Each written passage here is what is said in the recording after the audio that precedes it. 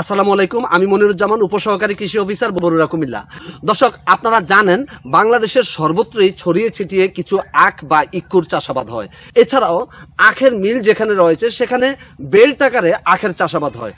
এই ইক্ষু চাষে অনেকগুলো জাত আবিষ্কৃত হয়েছে, কিন্তু এই আবিষ্কৃত এই জাতগুলো সম্পর্কে সঠিক তথ্য আমাদের এই আখ চাষিরা বা কৃষক ভাইয়েরা জানে না। দর্শক, এই আখ চাষিরা যেই সব আখের জাতগুলো চাষাবাদ করে, এই আখের জাতগুলোতে সর্বোচ্চ 60 মেট্রিক টন ফলন হয়ে থাকে। কিন্তু আপনারা জানলে আশ্চর্য হবেন, এই আখেরই 183 মেট্রিক টন ফলন দিতে সক্ষম এরকম জাত আবিষ্কার হয়েছে। কিন্তু আখ চাষাবাদে অনেকগুলো আপডেট তথ্য না জানার কারণে আখ চাষিরা কিন্তু আখের জাত নির্বাচনে ভুল করে। দর্শক, বিভিন্ন বৈশিষ্ট্যের উপর ভিত্তি করে কিভাবে ইক্ষুর জাত নির্বাচন করতে হয় সেই বিষয়টি আপনাদের সামনে তুলে ধরব। দর্শক, এই পর্বটি অত্যন্ত গুরুত্বপূর্ণ, তাই ভিডিওটি না টেনে পুরো ভিডিওটি দেখার বিনীত অনুরোধ রইল।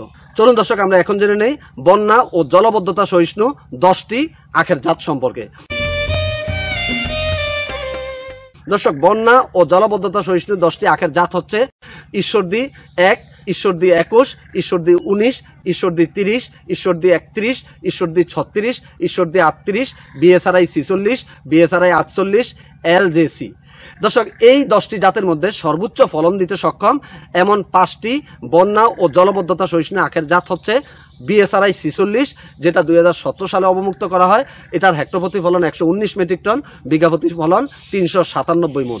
দর্শক, বিএসআরআই 46-এর বীজও যদি আপনি না পান, করতে পারেন ঈশ্বরদী 38, 2007 সালে সারকরণ করা হয়। হেক্টর প্রতি ফলন 110 মেট্রিক টন, বিঘা প্রতি ফলন 367 মণ। রয়েছে বিএসআরআই 48, 2022 সালে সারকরণ হয়। এটার হেক্টর প্রতি ফলন 106 মেট্রিক টন, বিঘা প্রতি ফলন 355 মণ। রয়েছে ঈশ্বরদী 31, যেটা 2000 সালে সারকরণ হয়। হেক্টর প্রতি ফলন 90 মেট্রিক টন, বিঘা প্রতি ফলন 300 মণ। রয়েছে ঈশ্বরদী 36, যেটা 2003 সালে সারকরণ করা হয়, যেটার হেক্টর প্রতি ফলন 89 মেট্রিক টন, বিঘা প্রতি ফলন 297 মণ। দর্শক, এই ইক্ষু বা আখ বা সুগারকেন বা গ্যান্ডারি যে নামেই ডাকি না কেন, এই ইক্ষু নিয়ে বাংলাদেশে অনেকটা সময় ধরে গবেষণা হচ্ছে।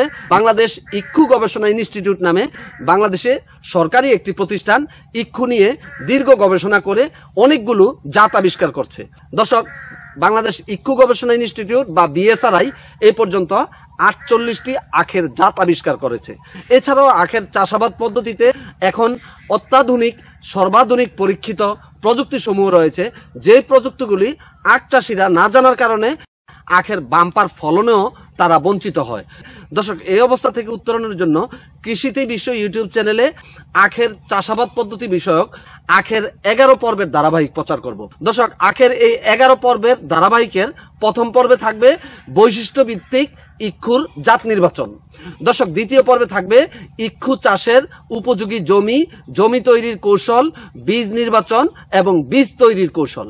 দর্শক, তৃতীয় পর্বে থাকবে ইক্ষুর রোপণ সময় এবং রোপণ পদ্ধতি। দর্শক, চতুর্থ পর্বে থাকবে ইক্ষুর সাথে সাথী ফসল চাষ কৌশল। দর্শক, পঞ্চম পর্বে থাকবে ইক্ষুর সার ও সেচ ব্যবস্থাপনা। দর্শক, ষষ্ঠ পর্বে থাকবে ইক্ষুর ক্ষতিকারক পোকা পরিচিতি এবং এই পোকার দমন কৌশল। দর্শক, সপ্তম পর্বে থাকবে ইক্ষুর রোগ পরিচিতি এবং দমন কৌশল। অষ্টম পর্বে থাকবে ইক্ষুর মুখ্য পুষ্টি উপাদানের অভাবজনিত লক্ষণ এবং প্রতিকার। দর্শক, নবম পর্বে থাকবে ইক্ষুর গৌণ পুষ্টি উপাদানের অভাবজনিত লক্ষণ ও করণীয়। দর্শক, দশম পর্বে থাকবে ইক্ষুর পরিপক্কতা নিরূপণ এবং চিনি আহরণের হার বৃদ্ধির উপায়। দর্শক, 11তম পর্ব এবং শেষ পর্বে থাকবে মুড়ি ইক্ষু চাষ পদ্ধতি। দর্শক, আপনি যদি আখ চাষি হয়ে থাকেন বা আপনি যদি আখ চাষের কথা পরিকল্পনা করে থাকেন, তাহলে এই 11টি পর্ব আপনার জন্য অত্যন্ত গুরুত্বপূর্ণ। দর্শক, কৃষিতে বিশ্ব ইউটিউব চ্যানেলটি সাবস্ক্রাইব করে এই 11টি পর্ব নিজে দেখবেন এবং আপনার ফেসবুকের টাইমলাইনে এই 11টি পর্ব শেয়ার করে সকলকে দেখার সুযোগ করে দিবেন। ভালো থাকবেন, ভালো রাখবেন, এই প্রত্যাশায় শেষ করছি আজকের কৃষিতে এই বিষয়। আল্লাহ হাফেজ। দর্শক, যারা আমার চ্যানেলটি আজকেই প্রথম দেখছেন, তারা পরবর্তী ভিডিওটি দেখতে চ্যানেলটি এভাবে সাবস্ক্রাইব করে পাশে থাকা বেল আইকনটিতে অল ক্লিক করে আমার সঙ্গেই থাকুন। এভাবে একটি একটি করে প্রযুক্তি ছড়িয়ে যাবে সারা দেশের কৃষক ভাইদের কাছে।